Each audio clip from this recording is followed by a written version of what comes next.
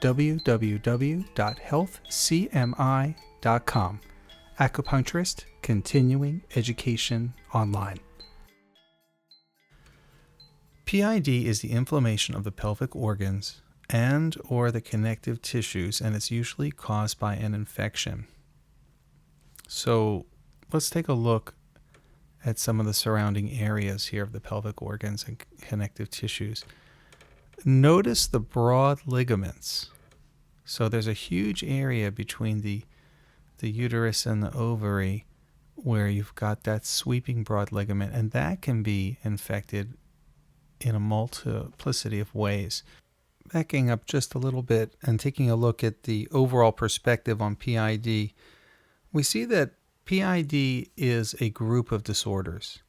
Now, we know that it's inflammation of the female pelvic organs and connective tissues caused by an infection, and this infection may involve a single organism, let's say a virus, a bacteria, pinworms, or some type of parasite, or it may be polymicrobial. So a variety of factors can be involved in PID, and they can combine to create different types of disorders as classified by Western medicine. And PID includes disorders such as cervicitis, that is cervical inflammation, endometritis, that is uterine inflammation, salpingitis, fallopian tube inflammation, oophoritis, ovarian inflammation, and of course inflammation or infection of either or both of the broad ligaments. These are the lateral ligaments composed of peritoneum passing from the sides of the uterus to the walls of the pelvis. Okay, I had a brief question to answer. Going back, notice again the broad ligaments sweeping off of the uterus. They are bilateral, so someone said, well, the picture only shows half, but what we have is a bilateral broad ligament. And so this can get infected, and this is where we get into the problem with repeated surgeries where people have to remove tissue. General symptoms are abdominal pain and vaginal discharge. And physical exam is notable for cervical motion tenderness. So this is done usually at a gynecologist's office. The cervical exam, pelvic exam, will then reveal cervical motion tenderness when a movement is applied to the area.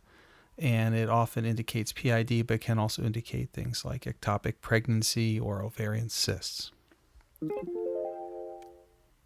The differential diagnostics in Chinese medicine vary slightly. Of course, in Chinese medicine, the lower abdominal pain and vaginal discharge, leukorrhea, are the predominant symptoms, as in biomedicine. And we say that PID is the invasion of damp heat and toxins causing qi and blood stagnation in the lower burner, at least in the acute phase. And then when we go to chronic, that, of course, is when things like qi and blood and yin deficiency come into play. So normally we speak of PID in terms of being caused by an external pathogen. Here we see that inflammation of the pelvic region organs can also be caused by liver qi stagnation turning into fire. And remember that qi stagnation of the liver can also accumulate in the liver and gallbladder as damp heat. So qi stagnation turning into liver and GB damp heat. Another problem that creates the conditions for PID. So heat in the blood is an important concept wherein both external pathogens and liver qi stagnation turning into fire can create heat in the blood, and these are the conditions that create the mental restlessness to bleeding involved in PID. Normally we think of liver qi stagnation turning into fire in terms of liver fire blazing upwards, maybe affecting the lung, maybe cough with bloody sputum, or even making redness of the eyes, or even affecting the ears and causing an infection in the ears. So we have to look at these internal causes as well. And liver qi stagnation is important to regulate in the case of PID to prevent any exacerbation of this illness. So why is the role of a licensed acupuncturist herbalist so important in the treatment of PID? We'll take a look at some of the facts involved. We'll look at undiagnosed PID, and we'll also look at some forms of asymptomatic PID and how we can spot that using our eye for damp heat and toxins, things like this, and of course lingering pathogenic factors playing into Qi and blood deficiency. Taking a look at some of the facts for PID in the USA, we know that PID is responsible for many, many ectopic pregnancies in the United States, and that of course leads to surgical interventions and medical emergencies. In many cases, the ectopic pregnancy is due to an infection invading the fallopian tubes, or just causing general inflammation of the fallopian tubes, salpingitis. So in that case, if exudate is released from the infection into the fallopian tubes, that can later then form scarring and blood stagnation in the tubes, leading to ectopic pregnancies, typically by physically blocking the tubes, also leading to infertility.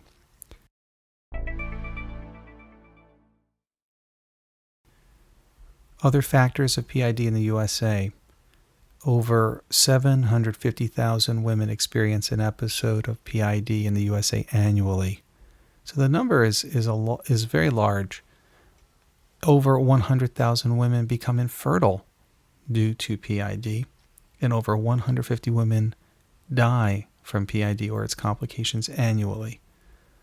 And some forms of PID are asymptomatic or insidious. So it's a very important topic, and it's something that as acupuncturists, we can certainly treat the chronic cases and even spot asymptomatic cases that are acute, that simply aren't severe enough to really warrant the type of surgical intervention or antibiotic therapy and hospitalization in biomedicine.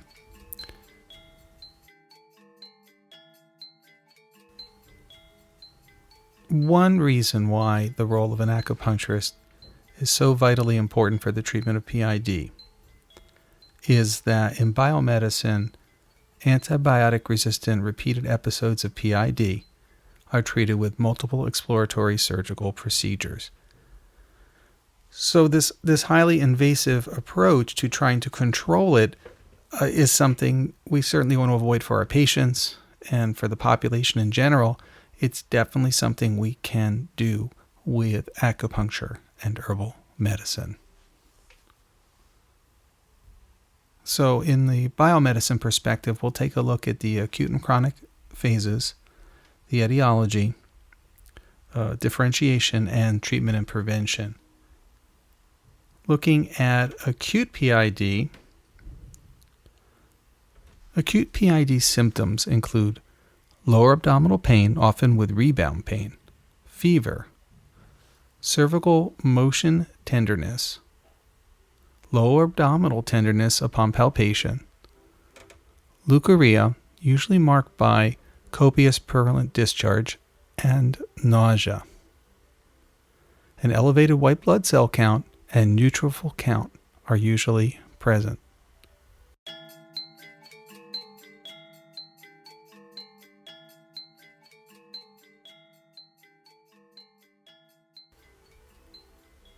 Abscesses may develop in the acute or subacute phases. In the case of abscesses, of course, that's where antibiotics and surgical procedures are used, and the surgical procedures are focused on draining or removing the affected areas. General peritonitis may occur due to the spread of the exudate to the pelvic perineum. So PID can go widespread and become life-threatening.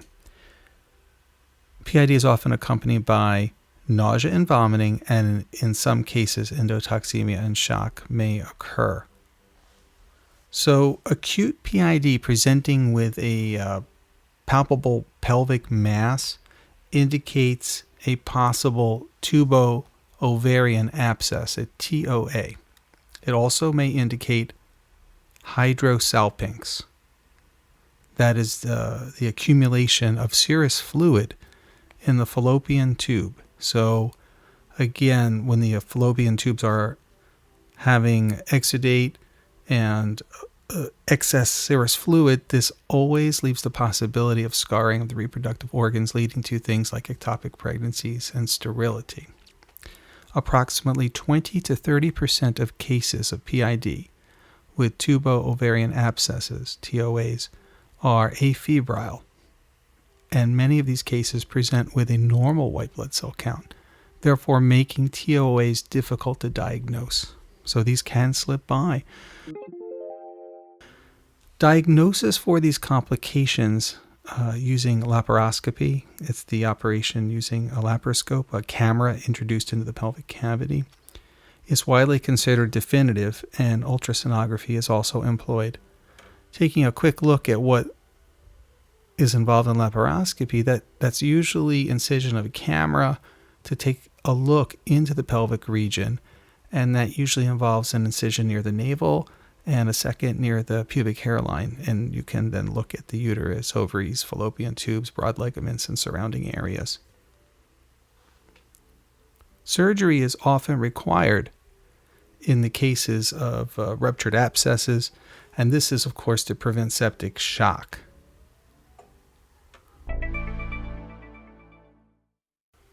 Let's turn to chronic PID in the biomedicine framework. Chronic PID symptoms include chronic lower abdominal pain or distension and tenderness upon palpation, leukorrhea, painful intercourse, menstrual irregularities, dysmenorrhea, prolonged menstrual bleeding, sterility, lower abdominal masses, and lumbosacral pain. The lumbosacral pain is exacerbated by the menstrual period or sexual intercourse. Not in all cases, but in some cases. So, again, leukorrhea and lower abdominal pain, top indicators. Painful intercourse, irregular menstruation, lower abdominal masses, and during menstruation, lumbosacral pain. We also want to distinguish endometriosis from PID. So we'll be looking definitely at the leukorrhea because the pelvic pain, especially during menstruation, is quite prevalent and very sharp and disabling during endometriosis. So the leukorrhea is usually more a factor in PID, but can also be accompanying endometriosis and confusing the diagnosis. Also remember that we're looking for signs of infection, certainly with fever with the acute stage. So both of these show signs of lower abdominal pain. And so endometriosis, of course, is when the cells from the lining of the uterus appear outside the uterine cavity, and then they accumulate blood during the cycle and create blood stagnation internally. In the case of PID, we're looking at an infection. So, again, looking for signs of infection, including a fever in the case of acute PID.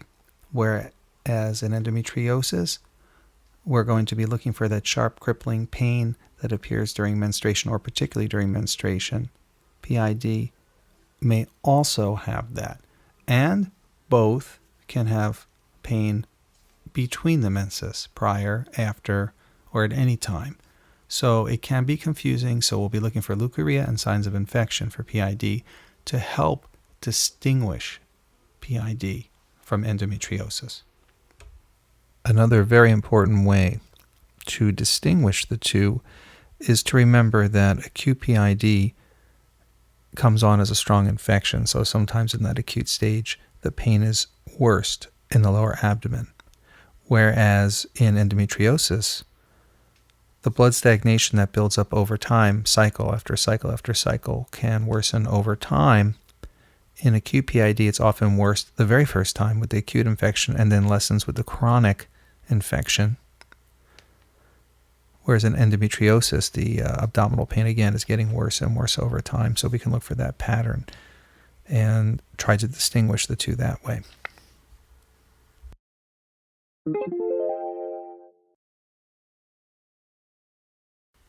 So what are the causes in biomedicine?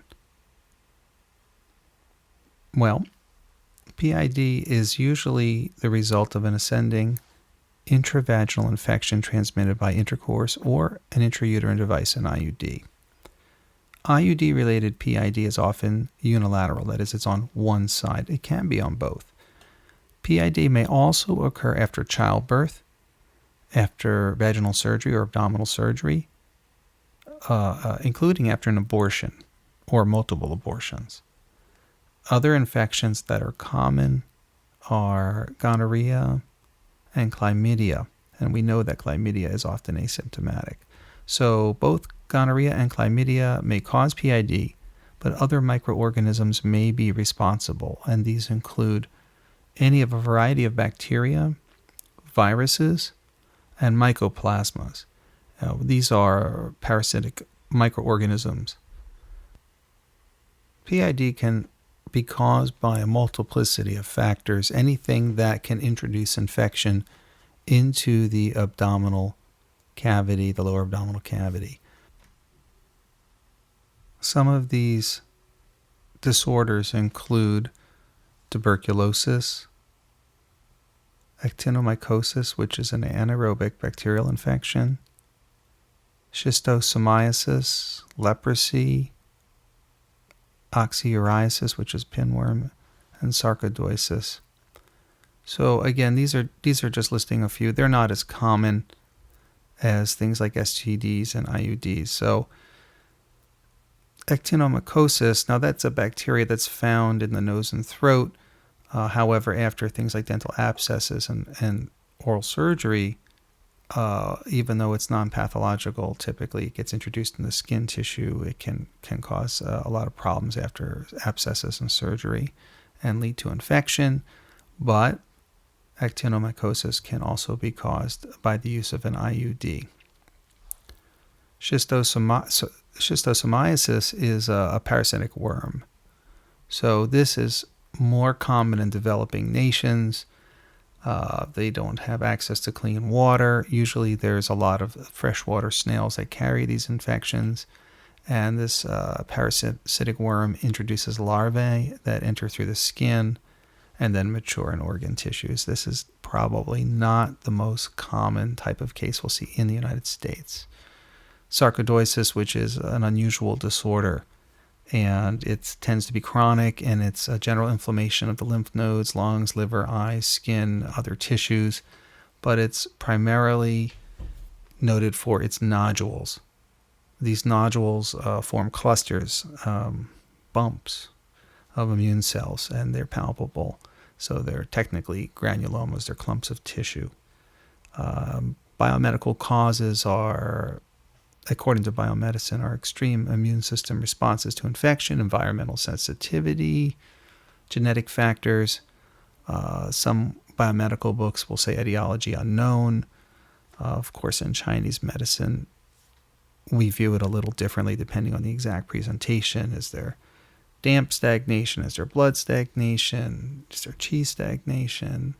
Is there heat in the blood? There's so many ways this can go. So by differential diagnosis, we break down this presentation depending on what we see and the overall picture. However, the nodules are one of the main symptoms of sarcoidosis, but it can be accompanied by almost like chronic fatigue type of symptoms. They can have headaches, seizures, fatigue, fever, dry cough, chest pain, burning eyes, dry mouth, enlarged organs, including the enlarged liver, enlarged lymph glands, rashes. It can be completely asymptomatic as well. And then you're just palpating the granulomas. But this also is not the most common form of PID, but it is worth mentioning, and you may see it in the clinic.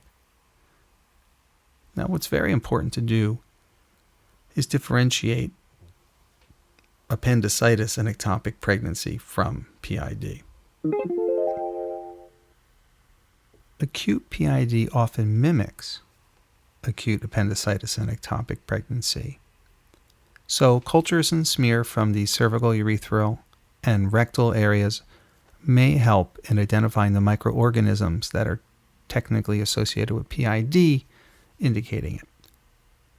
Appendicitis is usually differentiated by initial pain around the umbilicus or upper abdomen, and then it moves to the lower right abdomen with accompanying vomiting, nausea, and digestive symptoms. So again, appendicitis, initial pain around the navel, maybe upper abdomen, and then migrating to that lower right abdomen area.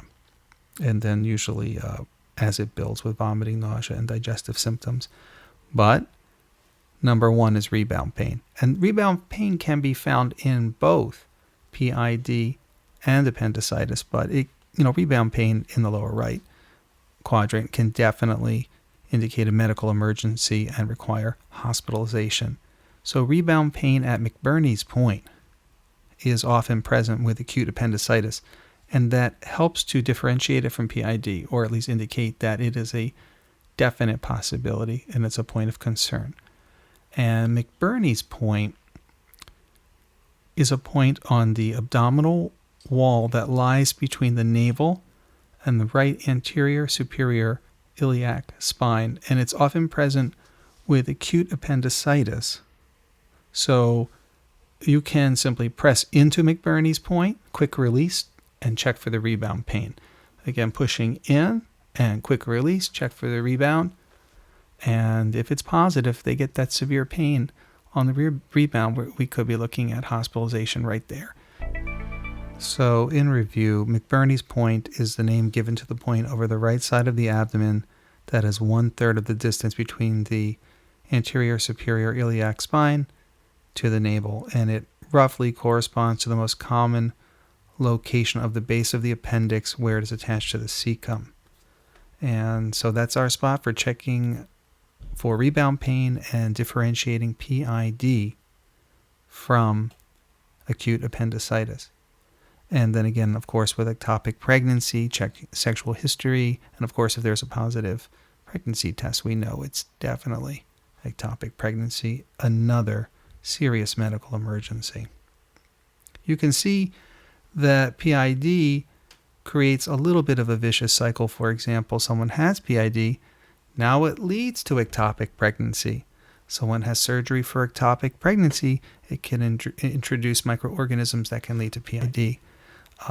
It is not unusual to have ectopic pregnancies in both fallopian tubes, and that may have been a history of PID. So looking at a patient with an ectopic pregnancy history, check to see that the PID has completely cleared, that there isn't something lingering, a slight inflammatory state, maybe some Qi and blood deficiency, and yet some heat and toxins lingering that need to be cleared out, and things to be dissolved like blood stasis, because that could be an indicator. There's chronic miscarriages, ectopic pregnancy, even a history of acute appendicitis may want us to look at the presence of PID. Any situation where there has been surgery or trauma to the abdominal cavity wherein microorganisms can be introduced is a factor in our diagnosis for PID. It's something to look for. Let's take a look at some of the facts around PID in the United States. Now, we reviewed briefly that it affects over 750,000 women annually. Let's take a little closer look. In the United States, PID rate is highest in sexually active women under the age of 25. We know that PID can lead to the destruction of tissue that results in sterility. PID also causes scarring of the reproductive organs, especially the fallopian tubes, which leads to ectopic pregnancy.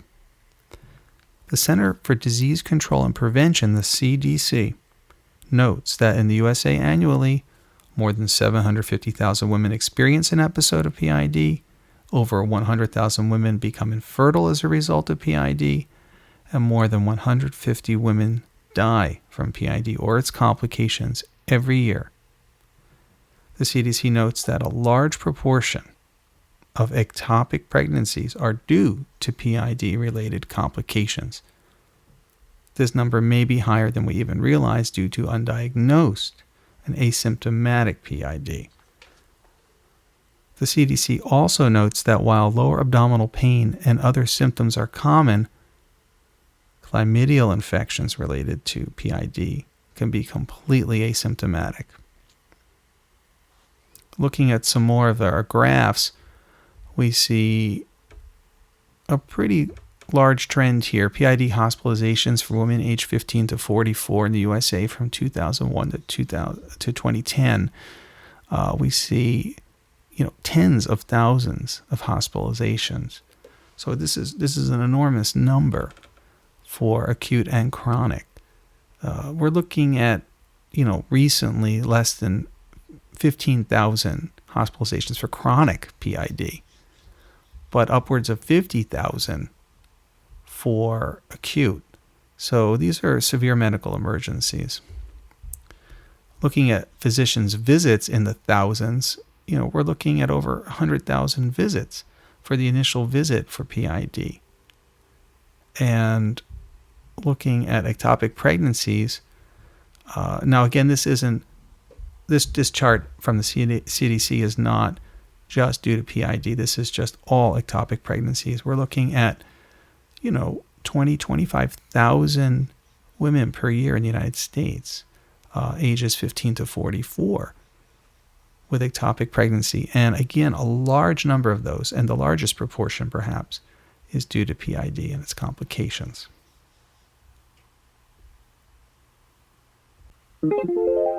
So the biomedical treatment and prevention of PID. Well, treatment includes antibiotics, surgical drainage, and that includes draining the abscesses, surgical removal of affected regions. Also remember exploratory surgical procedures. And in the case of salpingitis, the fallopian tube infections, early administration of antibiotics may prevent the exudate from creating adhesions in the fallopian tubes. And these adhesions are those that create the sterility. Hospitalization is often required in severe cases. Bed rest and IV fluids are usually given as support measures. Nasogastric suction may be implemented for complications of severe intestinal obstruction, that is ileus, causing colic, and that's accompanied by vomiting and constipation, so PID can be widespread. Antibiotic-resistant repeated episodes of PID may be treated with multiple exploratory surgical procedures, and follow-up care involves pelvic examinations and cultures. Recurrent episodes may be preventable by treating male sexual partners for sexually transmitted diseases. So again, factors of susceptibility to PID, anything that can introduce microorganisms into the uterus, into the cervix, into the pelvic cavity, are those factors we're looking for when trying to diagnose and treat PID. Next, I'd like to take a look at PID in Chinese medicine. But first, let's stop for a quick review. I'll ask a few questions and just think about them, see if you can come up with the answers. So, what are the primary symptoms of PID, pelvic inflammatory disease? 2 primary symptoms.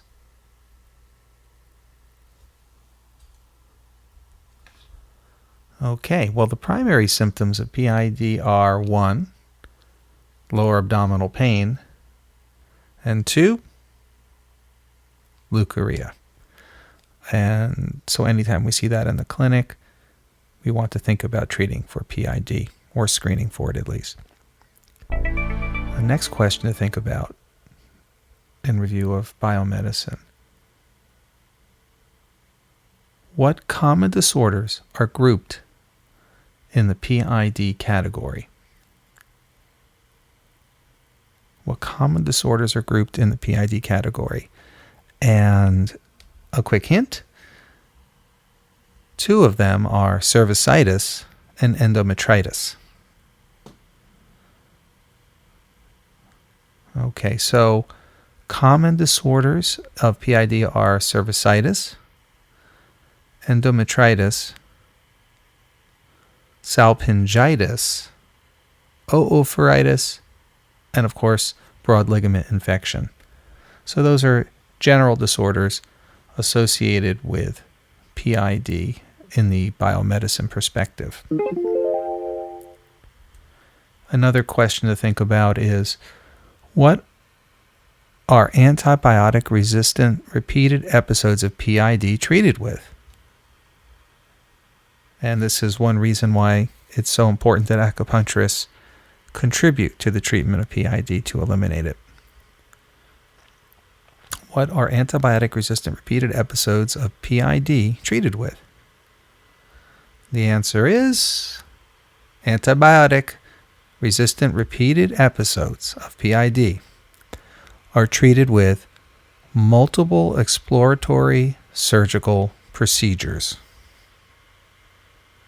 All right, let's turn to another question. What are the 2 common STDs that cause PID?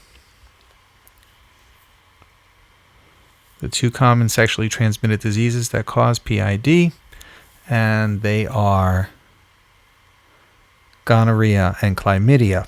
And remember that it's not uncommon for chlamydia to be asymptomatic. Of course, anything that contributes to an infection in the pelvic cavity is something that can lead to PID. Various microorganisms, parasites, bacteria, viruses, and that can be precipitated by sexual intercourse, abdominal surgeries, any way that bacteria or microorganisms can be introduced. And now, let's take a look at PID in Chinese medicine.